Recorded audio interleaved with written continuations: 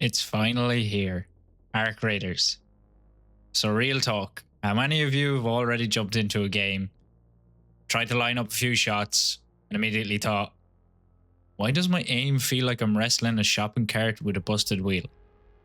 Yeah, that's me as well, I won't lie. The open beta is just released for Arc Raiders, and today I'm breaking down the best controller settings in this game and the ones that'll make your aim feel smooth, responsive, and deadly accurate. One other thing, it will help you in terms of looting and using your inventory a little bit quicker, because I have noticed throughout this game it can be a little bit difficult for new players.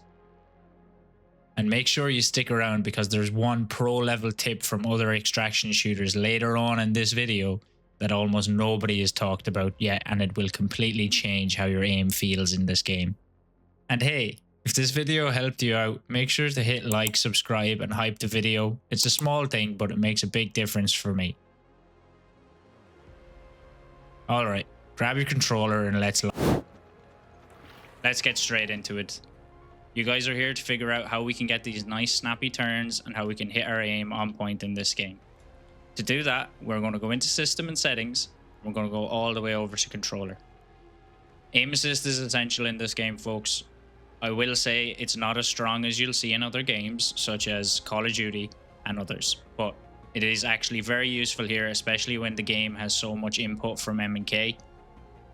In terms of vertical look input, this is personal preference. On or off, it's entirely up to you. I will say something really important here when it comes to interact and reload behavior. I've found from playing Tech Test 2, tap to interact and hold to reload is the best. This will allow you to loot faster and then reload when you need to. You don't want to have that situation where you're trying to loot something and you're accidentally reloading, or vice versa. So tap to interact all day.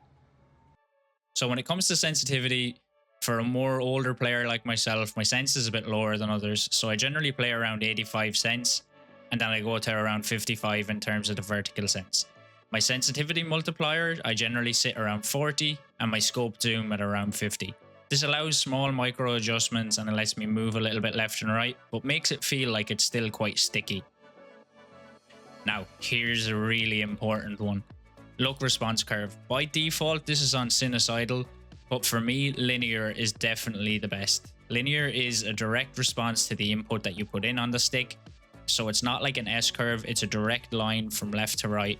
And it basically means that the harder you push left or right, the direct input you're going to get from it. In terms of look inner dead zone and movement inner dead zones, this is essentially your left analog and your right analog. Try get these as low as possible without having any stick drift. Unfortunately, my controller is quite old, so I have to have a movement inner dead zone of 10, or my guy basically goes running off like a madman. Very, very important here is the horizontal look boost. So I've set this at about 165, so it's around double my normal horizontal sensitivity. The reason for this is as I move left and right, I can do this, but I can also get a nice boost on my turn back around. So if someone is shooting at me from behind, I can turn around nice and quick and take my shots. In terms of vertical, similar, you do want this lower than your horizontal, just for the simple fact that it can get a little bit messy when you try aim up high into the air and down. Generally, we're all used to everything being left and right, but there is verticality in this game, so we can't have this too low. In terms of look boost ramp up time, we want this at about half a second. The reason being is that once you don't push too fast, it won't activate, but it's quick enough still for you to be able to get that nice smooth turn.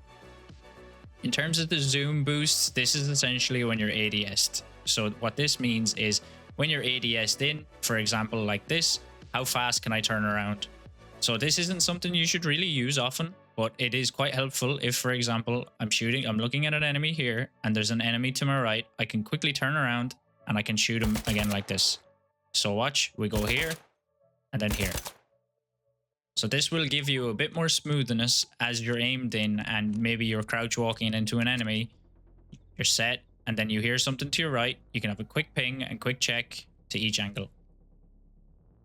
Lastly, we talk about the zoom vertical look. So in the same sense, we're going to keep this to around half of our vertical look boost. Reason being that we don't want, when we're scoped in, to end up staring up at the sky and basically catching flies and getting shot.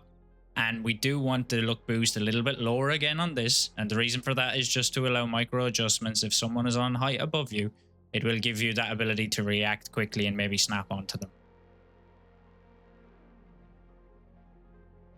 In terms of accessibility, folks, we have here to move the crosshair when the line of fire is off. Generally, I would say keep this on. The reason for this, as mentioned, is that it'll show if your bullets are going to hit an obstacle, because this is a third-person game, so it's quite different.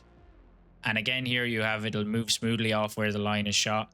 Setting this to off makes the transition instant. This is very important. This basically means your crosshair doesn't move, it just snaps off once you have open sight on where you're supposed to aim to. Very, very helpful here, because otherwise the crosshair will lag as you move out from a wall. A really useful feature here, something that I've not seen many games do before: bring the game to foreground on match found. What this means is you can tab out of the game and you can basically come back once a match has been found, and the game will pop back up onto your main screen and basically explain that it's ready to go. This is one of the best features I've found from this game, and something Embark have really looked at, and it's definitely going to help the user experience. In terms of audio, you can have night mode on. It adds a bit more immersion to the game, and honestly, there's no difference. Everything in this game is so good. I do turn the dialogue down ever so slightly because it can get quite loud, and the effects I also turn down to about 85. My ears are quite old, so I do have the master volume down ever so slightly, but again, that's personal preference. When it comes to voice chat, in this case, for me, I have it enabled, but I do have it at push to talk. The reason for that is I do try record these videos while I'm in gameplay, so it can be quite difficult. Similarly, for prox chat, it's also on. Something you could do here is set them to the same button so that people hear everything that you do, but that's entirely up to you. If you're a solo player, I would personally keep them both on the same key. In terms of subtitles, definitely keep them on. They're very important. They allow you to basically read as well as hear things if your hearing isn't so good. Now, moving to graphics. I've heard some things around performance in this game, and it's always been good for me. Ever since Tech Test 2, I've had no issues. So I would always say go borderless full screen. It just allows a little bit more of your usability around your PC or your console itself. Frame generation, never put this on in my opinion. It just is not worth it. It really is never worth the issues that can come. Similar with VSync, this can cause screen tearing and other issues while you play the game. Frame rate limit, do not touch it. Just allow the game to play as it's supposed to do. So for me, when it comes to resolution scaling and anti-aliasing, I have NVIDIA DLSS quality at DLAA, and I have the model as transformer. It just kind of makes the colors pop a little better. Field of view, it's actually locked at 80. I would keep this as it is. Lowering this anymore will just inevitably cause you some issues. Please, for the love of God, keep motion blur off. It's not going to help you at all.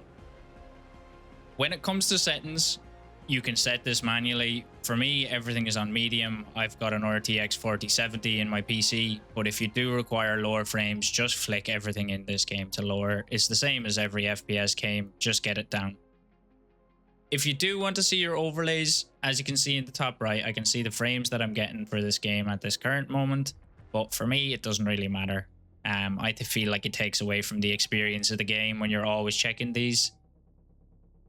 And lastly, keep all of these on. Nothing else to it.